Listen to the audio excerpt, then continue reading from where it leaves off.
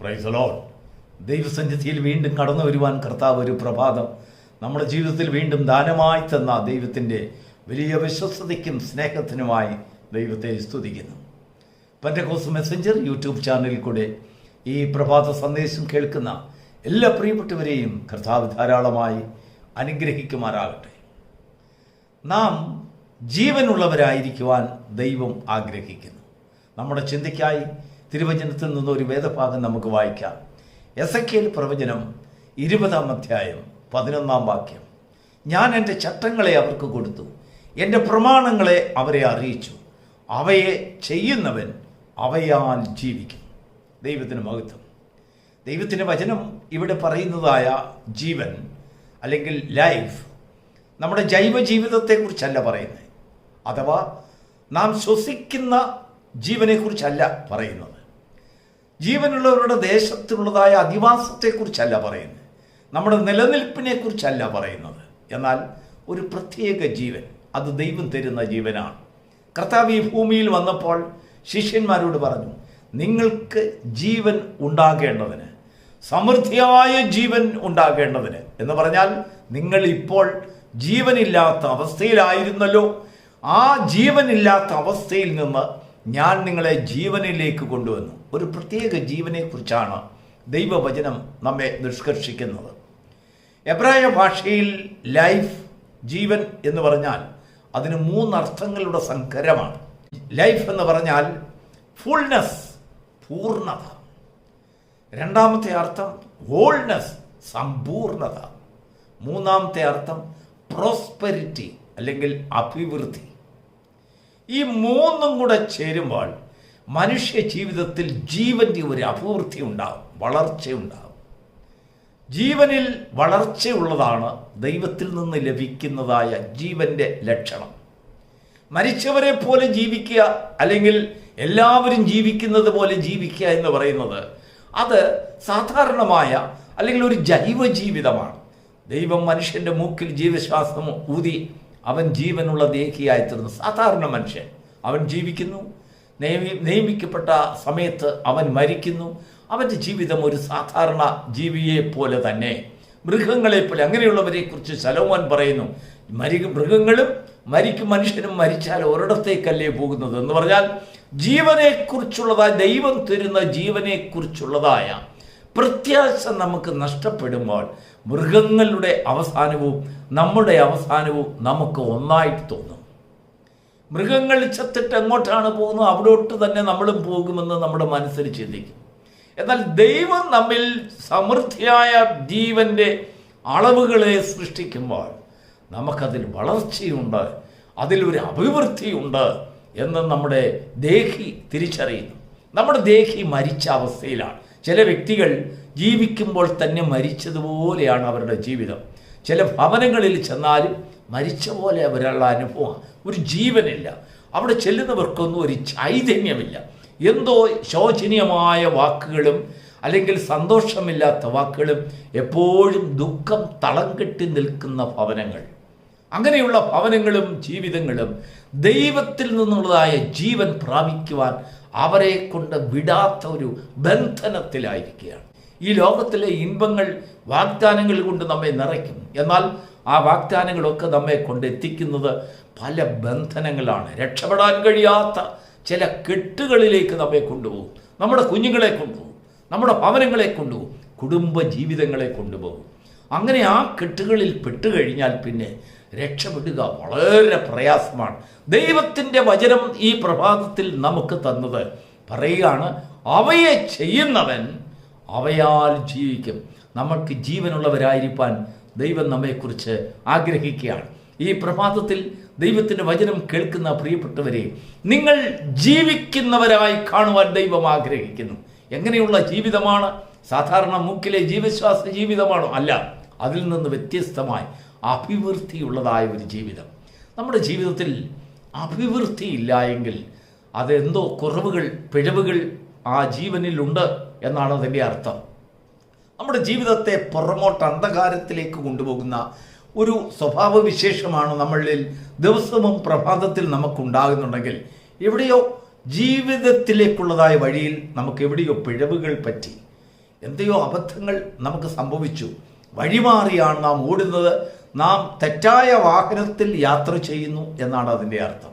എന്നാൽ യഥാർത്ഥമായ ജീവനിലേക്കുള്ളതായ വഴിയിലേക്കുള്ളതായ ഒരു യാത്ര നമ്മളിൽ പ്രതിനിധാനം ചെയ്യപ്പെടുമ്പോൾ നമ്മുടെ ജീവിതത്തിൽ വലിയൊരു ചൈതന്യം കൊണ്ടുവരും, ഒരു ജീവൻ്റെ ഉണർവ്, ഒരു സന്തോഷം.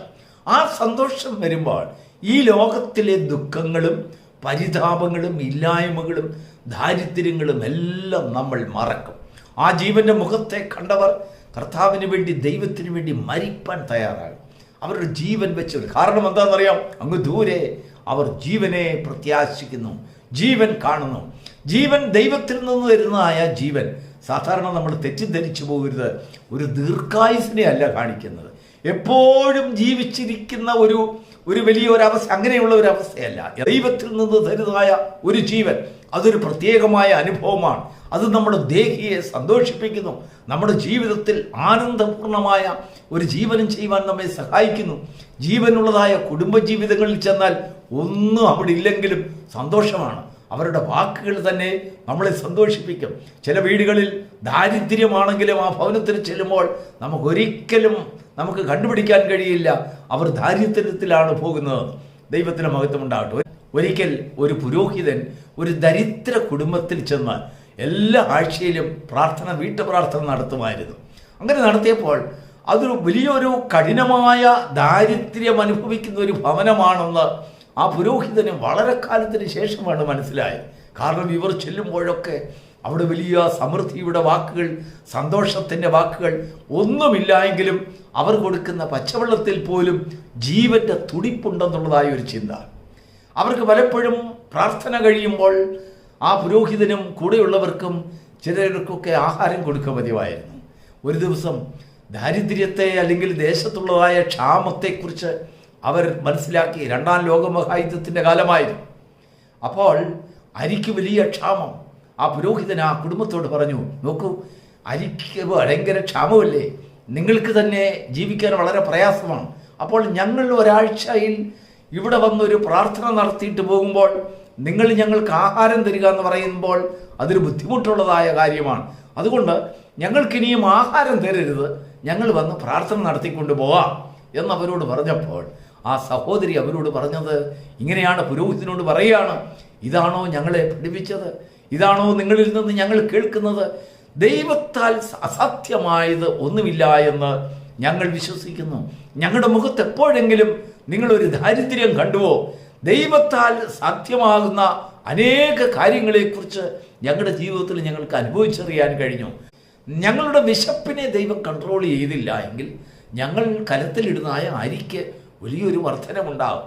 ഇത് ദൈവം നിറപടിയായി ചെയ്തുകൊണ്ടിരിക്കുന്ന വിഷയമാണ്. ആ പുരോഹിതന്, ആ പാസ്റ്റർക്ക് അത് കേട്ടപ്പോൾ അവരോട് വലിയൊരു ബഹുമാനമുണ്ടായി. ദൈവത്തിൽ നിന്ന് പ്രാപിക്കുന്നതായ ജീവൻ, ദൈവത്തിന് മഹത്വം ഉണ്ടാകട്ടെ. പ്രിയമുള്ളവരെ, ഒരു മരത്തിൻ്റെ ശാഖ ആ മരത്തോട് ചേർന്നിരിക്കുമ്പോൾ മാത്രമേ അതിന് പച്ചയായിരിക്കാൻ സാധിക്കുകയുള്ളൂ.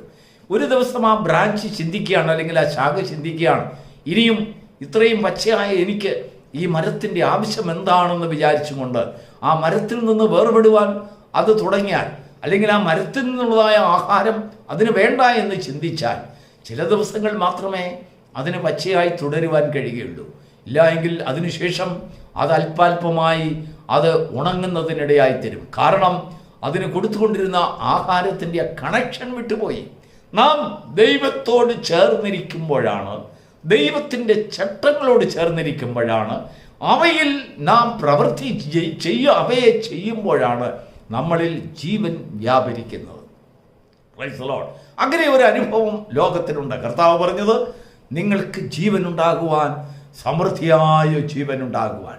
എന്നാൽ ന്യായപ്രമാണത്തെ നോക്കുമ്പോൾ പല ചട്ടങ്ങളും വിധികളും അനേക നിയമങ്ങളും ഒന്നും മനുഷ്യനെ ഒരു പൂർണ്ണമായ ജീവനത്തിലേക്ക് കൊണ്ടുവരുവാൻ അതിന് സാധിക്കാതെ പോയെടുത്ത് കർത്താവ് ഈ ഭൂമിയിൽ അനുസരണത്തിൽ തികഞ്ഞവനായി ജീവൻ മറ്റുള്ളവർക്ക് കൊടുക്കുന്ന ഒരു വ്യക്തിയായി അവൻ ഈ ഭൂമിയിൽ വന്നു. അവൻ നമുക്ക് വിശ്വസിക്കുവാനുള്ള ഒരു ഹൃദയത്തെ തന്നു. വിശ്വാസത്താൽ ജീവിക്കുവാനുള്ള ഒരു അനുഭവം അല്ലെങ്കിൽ ഒരു ഭാഗ്യം മനുഷ്യന് കൊടുക്കുകയുണ്ടായി. അനുസരിക്കുവാനും ദൈവത്തിൻ്റെ വചനങ്ങളെ കേൾക്കുവാനുമുള്ളതായ വലിയൊരു വികസിതമായ ഹൃദയം ഒരു പുതിയ ഹൃദയം, ഒരു പുതിയ ആത്മാവ്.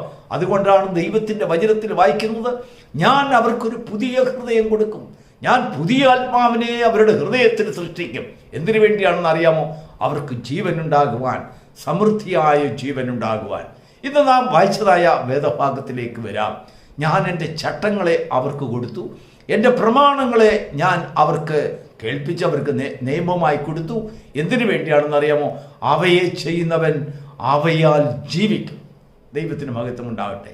ദൈവത്തിൻ്റെ വചനം ജീവൻ നൽകുന്നതാണ്, ചൈതന്യം നൽകുന്നതാണ്, അഭിവൃദ്ധി നൽകുന്നതാണ്.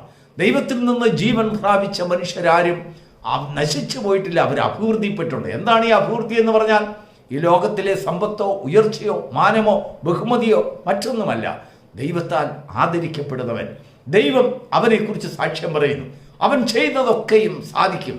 1-ാം സങ്കീർത്തനത്തിൽ ഇങ്ങനെ വായിക്കുന്നു, ദുഷ്ടന്മാരുടെ ആലോചന പ്രകാരം നടക്കാതെ, പാപികളുടെ വഴിയിൽ നിൽക്കാതെ, പരിഹാസികളുടെ ഇരിപ്പിടത്തിൽ ഇരിക്കാതെ, യഹോവയുടെ ന്യായപ്രമാണത്തെ രാപ്പകൽ ധ്യാനിച്ച് അവയെ പ്രമാണിക്കുന്ന മനുഷ്യൻ ഭാഗ്യവാൻ. അവരെക്കുറിച്ച് ചില ലക്ഷണം, അങ്ങനെയുള്ളവരെ എങ്ങനെ തിരിച്ചറിയാം? അവൻ ചെയ്യുന്നതൊക്കെയും സാധിക്കും. അവർ ഇലപാടാത്തതും അല്ലെങ്കിൽ ആറ്റരികത്ത് നട്ടിരിക്കുന്നതും ഇലപാടാത്തതും തക്ക കാലത്ത് ഫലം കായ്ക്കുന്നതുമായിരിക്കും. അവൻ ചെയ്യുന്നതൊക്കെയും സാധിക്കും. Praise the Lord. നമ്മുടെ ജീവിതത്തിൽ ദൈവത്തിൻ്റെ ജീവൻ നമ്മിൽ വ്യാപരിക്കുമ്പോൾ നാം ചെയ്യുന്ന പ്രവൃത്തികളിൽ ഒരു സാധ്യതയുണ്ട്.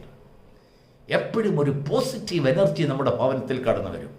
കുടുംബജീവിതത്തിൽ മരണവും നിലനിൽക്കും, ജീവനും നിലനിൽക്കും. ചില കുടുംബജീവിതം എപ്പോഴും മരിച്ച് മരണത്തിൻ്റെ വാക്കുകൾ, അല്ലെങ്കിൽ നിസ്സാരമായ കാര്യങ്ങളിൽ പോലും അധൈര്യപ്പെടുത്തുന്നതായ വാക്കുകൾ, ശണ്ടയിടുന്ന വാക്കുകൾ, മാനസികമായ പ്രയാസങ്ങളുണ്ട്, അകൽച്ചയുണ്ടാക്കുന്ന വാക്കുകൾ. എന്നാൽ ദൈവം തരുന്നതായ ജീവൻ ആ ഭവനത്തിൽ നിലനിൽക്കുന്നുണ്ടെങ്കിൽ അവരുടെ ഭവനത്തിലെ അകൽച്ചയെ അത് ദൂരീകരിക്കും, അത് ഇല്ലായ്മ ചെയ്യും. അവരിൽ നിന്ന് സന്തോഷം ചോർന്നു പോകുവാൻ ഇടവരികയില്ല. ദൈവം അവർക്ക് പരിപാലനമായിരിക്കും. അവയെ ചെയ്യുന്നവൻ, ദൈവത്തിൻ്റെ പ്രമാണത്തെ അവയെ ചെയ്യുന്നവൻ അവയാൽ ജീവിക്കും. അവരുടെ ജീവിതത്തിലുള്ള ബലഹീനതകളിൽ നിന്നൊക്കെയും വിടുതൽ പ്രാപിക്കുവാൻ ദൈവം കൊടുക്കുന്ന പ്രമാണം, ദൈവം കൊടുക്കുന്ന അനുസരണകരമായ ചട്ടങ്ങൾ, അവയെ പ്രമാണിക്കുന്നവൻ, ഞാൻ പരദേശിയായി പാർക്കുന്ന വീട്ടിൽ നിന്റെ ചട്ടങ്ങൾ എൻ്റെ കീർത്തനമാകുന്നതിൻ്റെ കാരണം അതിൽ നിന്ന് ജീവൻ ഉണ്ടാകുന്നതിനാലാണ്.